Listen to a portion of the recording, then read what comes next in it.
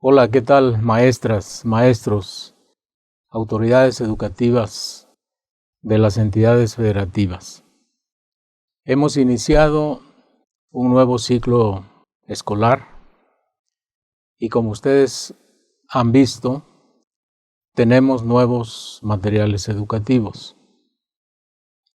En particular, quiero referirme a los materiales de español.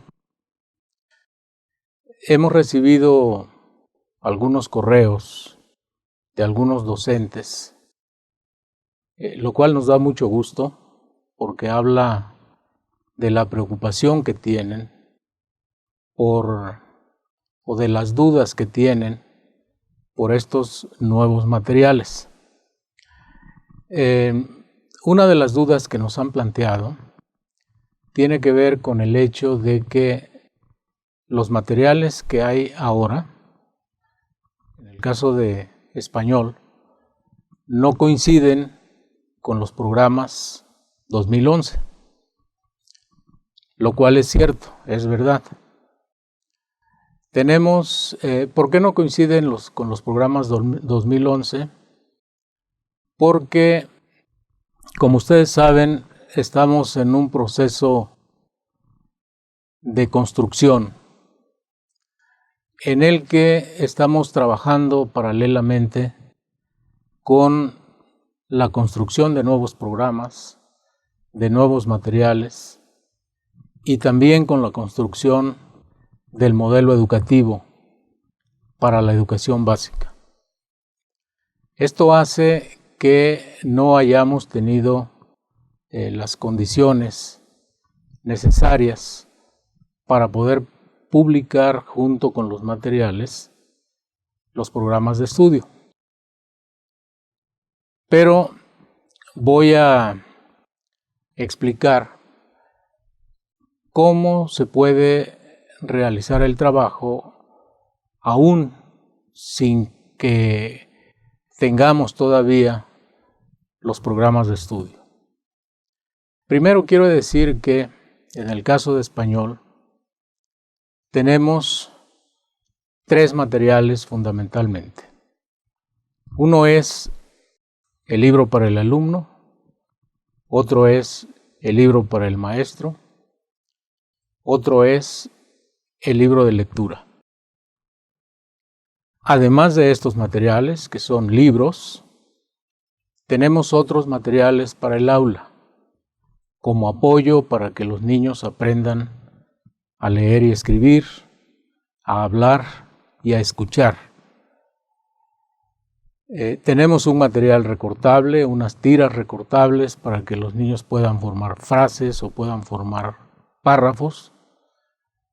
Y tenemos también un alfabeto móvil, uno en el libro del alumno, y tenemos un alfabeto móvil grande para toda la clase, que son recortables para que los niños puedan formar palabras o frases o incluso textos. ¿Cómo podemos hacerle? Una de las preocupaciones que nos han planteado los profesores es ¿cómo le hacemos para planificar? Si el apoyo principal para planificar es el programa de estudios. Si el programa de estudios no coincide con los materiales, entonces ¿en qué nos apoyamos para planificar? La sugerencia es que la planificación puede hacerse a partir de las actividades que hay en el libro para el alumno. Pensemos primero de manera general qué es la planificación, dicha muy brevemente.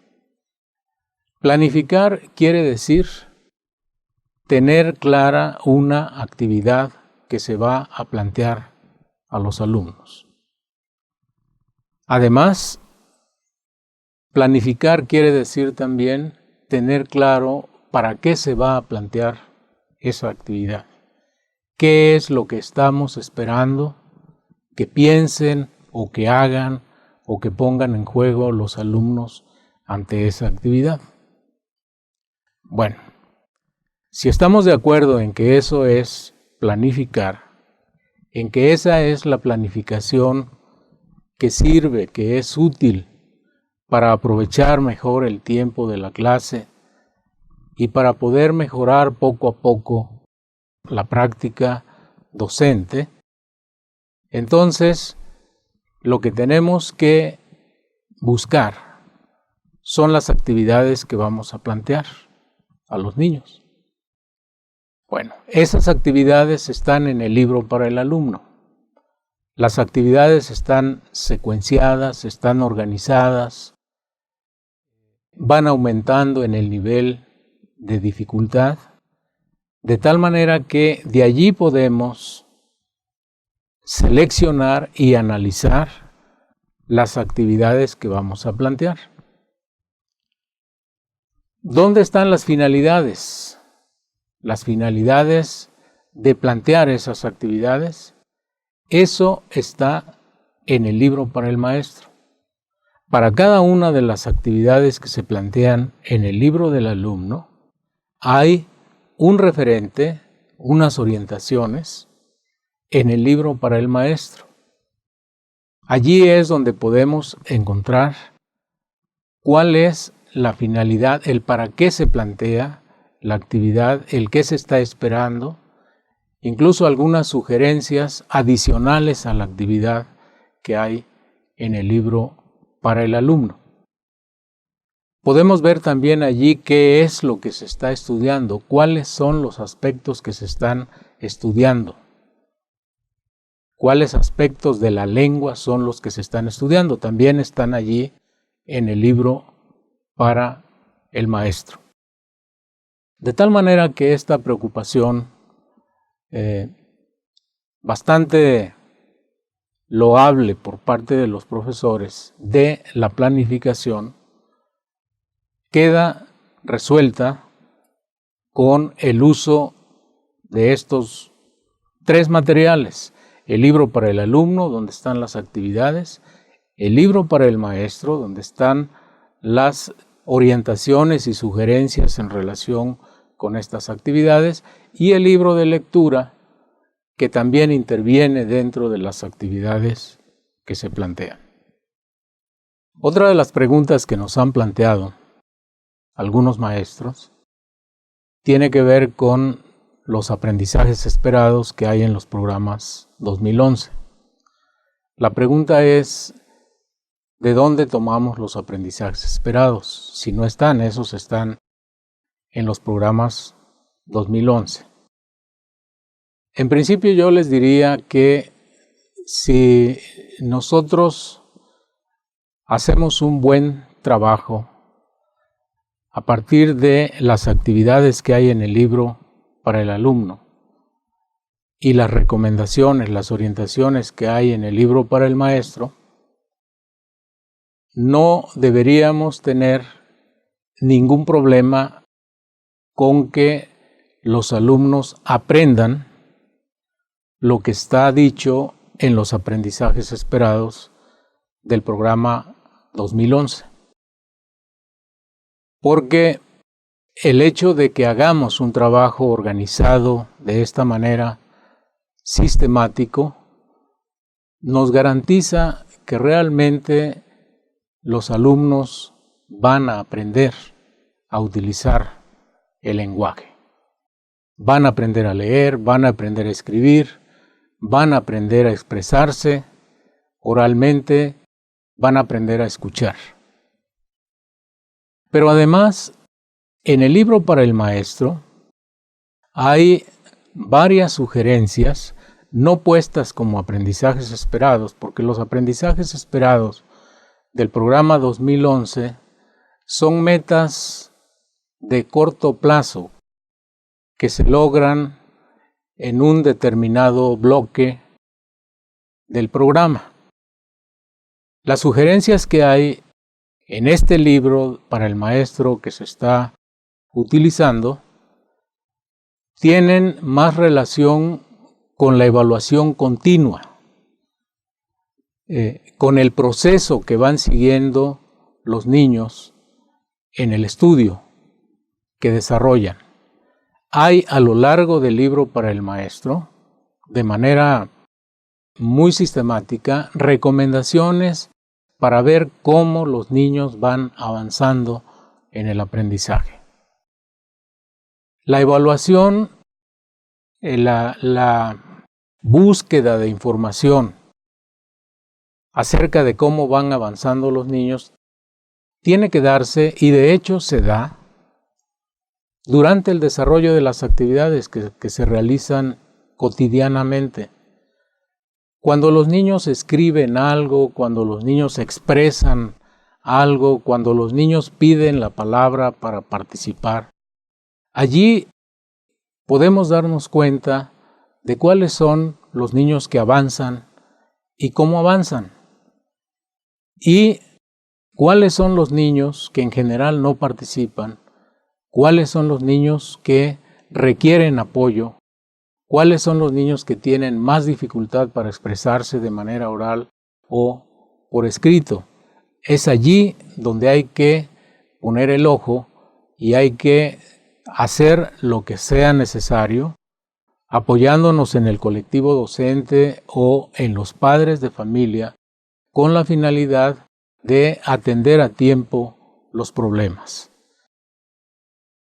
Finalmente, ya para concluir, quiero agregar, esto también nos lo han comentado algunos profesores, que efectivamente hay un cambio en la forma en que está planteado el estudio de la lengua en estos materiales, consecuentemente en el programa que se publicará posteriormente en relación con el programa 2011. Por un lado, hemos quitado el peso que se dio a los proyectos, lo cual no quiere decir que los proyectos ya no se puedan realizar. Si hay profesores que se sientan muy familiarizados con los proyectos, adelante. Es una buena manera de organizar el trabajo. Pero hay que considerar también que no es la única manera, que hay otras. Una de ellas es la que se está utilizando ahora en estos nuevos materiales a través de secuencias didácticas, lo cual significa una serie de actividades que, como dije al principio, van avanzando en el nivel de dificultad o de complejidad, en algunos casos, con la finalidad de ir exigiendo cada vez más de la reflexión de los niños. Esta manera consideramos que resultará más comprensible, más manejable para la mayoría de los docentes, de tal manera que podremos garantizar que efectivamente cumpliremos con el propósito fundamental que hay en estos 2 primeros grados de la escuela primaria, que es que los alumnos aprendan a leer, a escribir, a escuchar, a hablar, que comprendan lo que leen, que le puedan dar un significado a lo que leen, que se enamoren de los textos, que se entusiasmen con la lectura, con la finalidad de sentar bases firmes para poder avanzar en la escolaridad, en la primaria, en la secundaria y más allá de estos niveles. Muchas gracias.